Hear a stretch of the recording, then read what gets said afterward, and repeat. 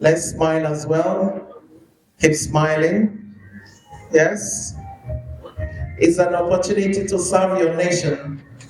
Somebody once said Nigerian youths are lazy, but NIFA is recognizing the potentials in our Nigerian youths.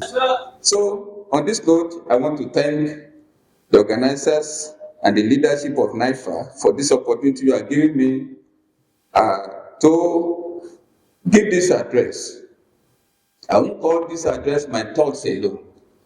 They are my thoughts and shared thoughts from like minds. It is important to note that this discourse today is taking place at the right time, when we consider the current events within the political space of the nation. I'm particularly pleased to be in the presence of youths that are eager for a positive change, youths that are eager to see a greater Nigeria coming into place. And I have no doubt that today's conversation will inspire everyone present here, NIFA in particular, towards this common goal of promoting electoral integrity, peaceful elections, and good governance in Nigeria. Your Excellencies, distinguished personalities and members of NIFA, the theme of this conference, which I've been asked to speak on, is enhancing electoral integrity through digitalization, coalition building, and violence prevention. This theme holds significant relevance in the context of Nigeria's political landscape. It also aligns with the vision and belief of our role model, our father Atiku Abubakar. Hear him in one of his recent statements regarding the defection of some PDP members to the ruling party. He said, "Let me be unequivocal. Freedom of association and expression are not optional in a democracy." How many leaders can say that? They are fundamental rights. Alongside this stand the pillars of a just and functional democratic society. When you receive a copy of my lecture, you see this were bolding for. What are the pillars? The people, the rule of law, credible elections, and accountability. Now, undermine any of this, and democracy itself begins to crumble, as we begin to see in Nigeria now. As someone who holds fast to these values, can you please three votes for our father? As someone, you see it bolded there, who holds fast to these values. Your Excellency, let me pause a little bit. You know, I can speak without even looking at this and talk. Your Excellency, just some few days ago, in our ministry camp in Osogbo, I had the opportunity of interacting with a very young guy. I was telling her that I'll be in Abuja for this program. He said that he said me, I don't like Atiku. I said, why is it that you don't like Atiku? What has Atiku done? He said Atiku is corrupt. I asked him and I asked her a question. Have you heard that he was ever indicted by any court? He said no. He said, okay. I said, okay, I think I can understand where you are coming from. She has a friend. The father of the friend is from Rivers State. And the guy is also a PDP member. And I asked her a question. I said, is your father's friend, does he belong to Nyesom group? She said, yes. I said, no wonder you are talking like this. And I sat her down and I explained. Have you ever heard that Atiku was ever linked to the murder of any person? Have you ever heard that Atiku was ever linked to carrying drugs? Have you ever heard that Atiku does not have a history? Have you ever heard that Atiku's primary school, secondary school, are founded in history? And I asked her a question. If you tell somebody, ask somebody else, where are you from? You'll be bold enough to say I'm from so town. You'll be able to tell them your primary school and your secondary and say, yes. I said, good. We need leaders who are transparent. We need leaders who are able to show us good examples. We need a high road leader, not the low road leader. At the end, sir, I was happy and that he was considered with all this you have said. I never knew this. So I said, you are going to clock 18 this year. You go and register. Next election, you are voting for Atiku. Sir, because you are one that holds fast to these values, democratic values. You said in your statement that you bear no grudges against anyone for exercising their right to political alignment. Defections, alliances, and realignments are part and parcel of democratic politics. We have seen them before and we'll see them again. I'm quoting you, sir. As the nation therefore strives for robust democracy, it faces challenges that threaten the integrity of electoral processes. Therefore, this team presents us with another opportunity to discuss strategies to develop resilience. Take note of that. To develop resilience in the face of electoral injustices, to enhance electoral integrity, deepen democracy, and to ensure peaceful commitment to national unity, development, stability, and security. Through insightful discussions on digitalization, the power of coalition, and strategies for violence prevention, we can explore a pathway to strengthen electoral integrity in Nigeria. Now, let's take a look at the current political situation in Nigeria. We know that Nigeria is a country that is rich in diversity, comprising of over 250 ethnic groups and numerous political affiliations. However, this diversity that should have actually been used by our leadership to bring us together often translates into a fragmented political landscape where partisan interests can undermine the democratic process. The country has experienced numerous electoral challenges, including widespread corruption, ruthless suppression of major opposition parties' votes in certain sections of the country through questionable cancellations, voter intimidation, ballot box snatching, and violence during elections. Such issues call into question the legitimacy of electoral outcomes and the overall health of the democracy. That is why when you say government that is put in place, that has enjoyed this kind of benefits in quote, such government becomes illegitimate, and they will keep on struggling to survive. That is exactly what we are witnessing today in this country.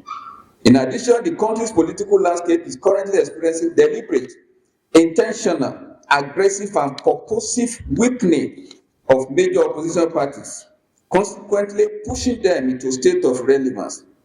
We are currently witnessing governors on the platform of the opposition parties being blackmailed and intimidated to defect to the ruling party along with their, in quotes, assumed structures.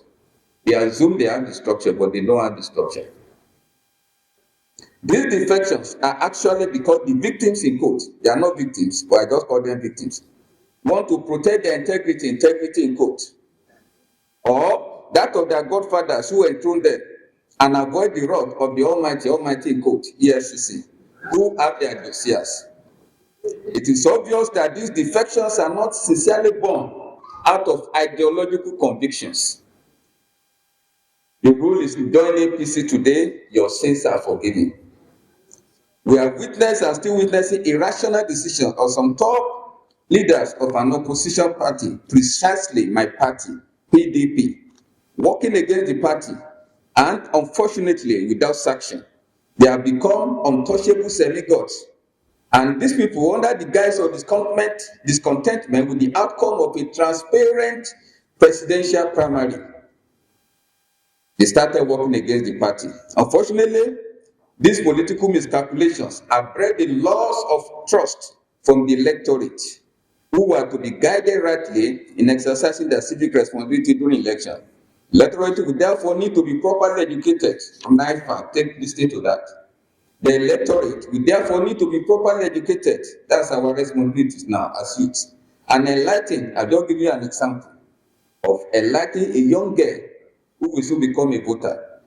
And enlightened to see properly into the non-beneficial motives behind these unglamorous defections.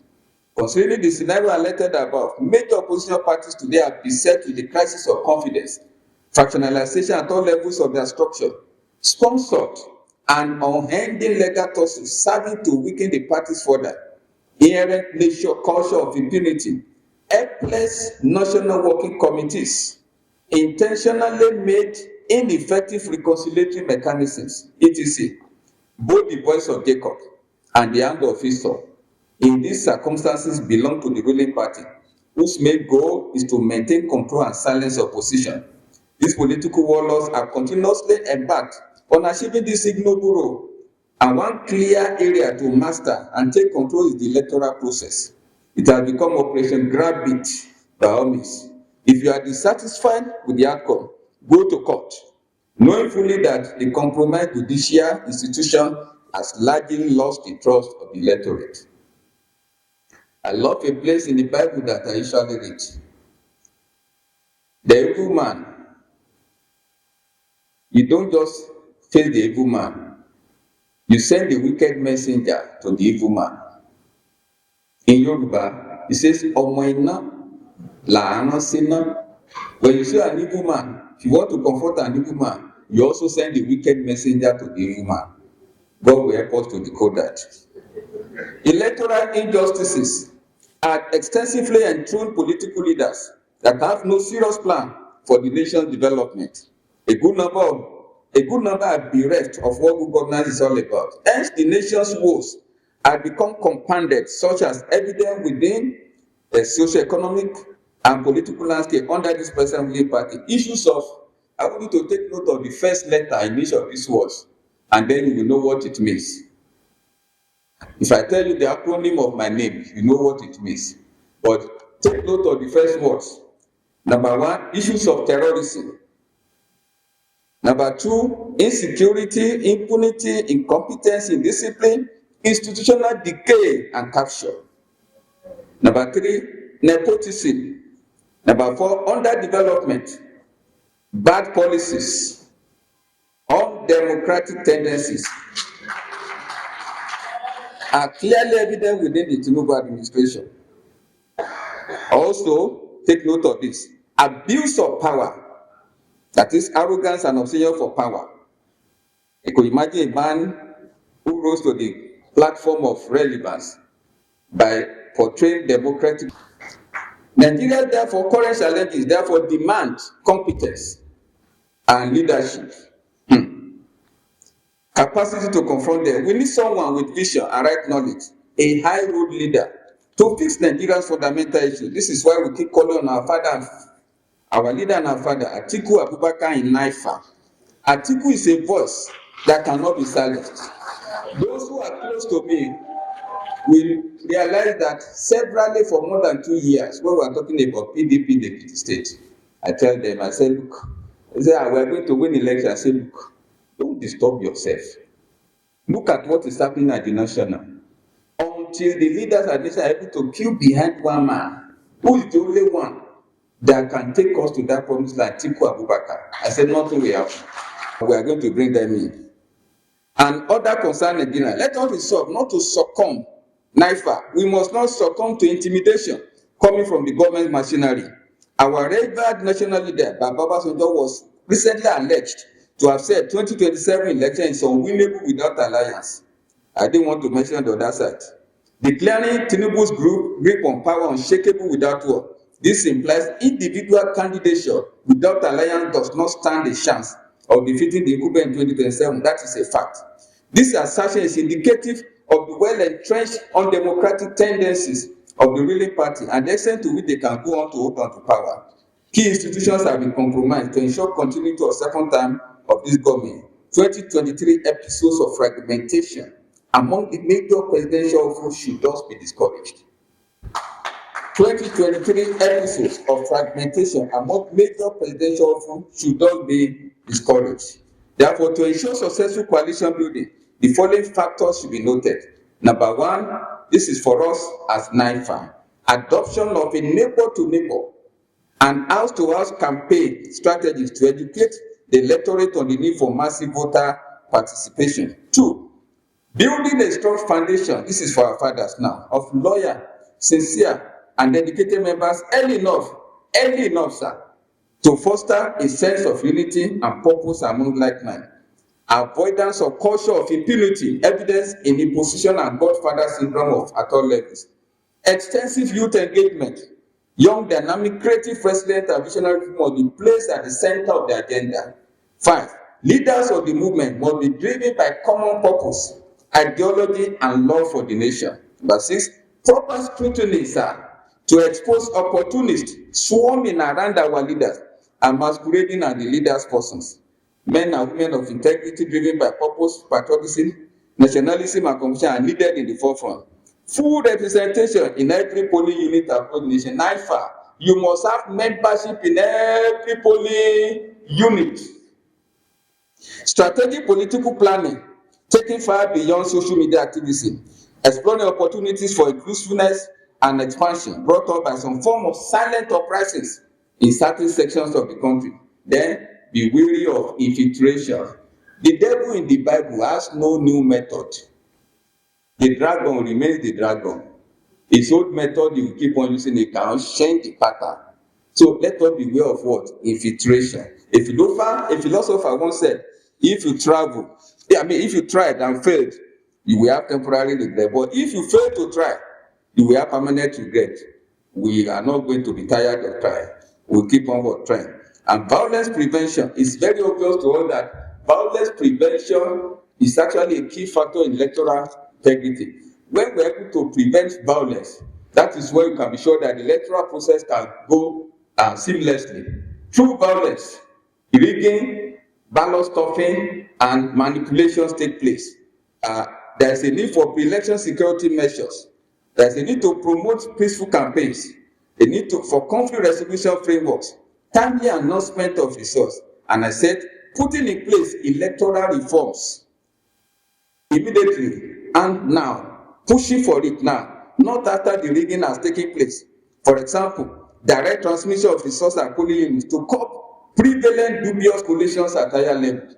They are saying there is no statutory backing. Let there be statutory backing.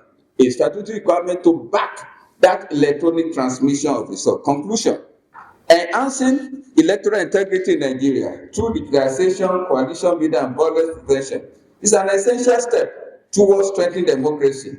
The interplay of these elements hold the promise of creating a more transparent and accountable electoral process, ultimately fostering public trust in the political system. As advocates for continuous engagement and reform, we must remain committed to nurturing a political environment where every citizen can exercise their right to vote freely and without fear. We must be ready to resist suppression of free speech. Legitimate political advertisement, NIFA advertisement were being blocked in some quarters. And opposition voices. A silence and closed mouth is synonymous with an encaged destiny. It is time to engage in active and sustained political participation, including intentional radio and television political discussion by NIFA branches, massive youth engagement on the street campaigns, and profound social media propaganda is non-negotiable. There must be synergy among the different leaders. I'm talking to our father now. There must be synergy among the different leaders of the different arms of the coalition. The same goes to their followers. In union terminology, we say an injury to one is an injury to all. If El-Rufai is cooperating with Atiku Abubakar, an injury this time around to El-Rufai is an injury to Atiku.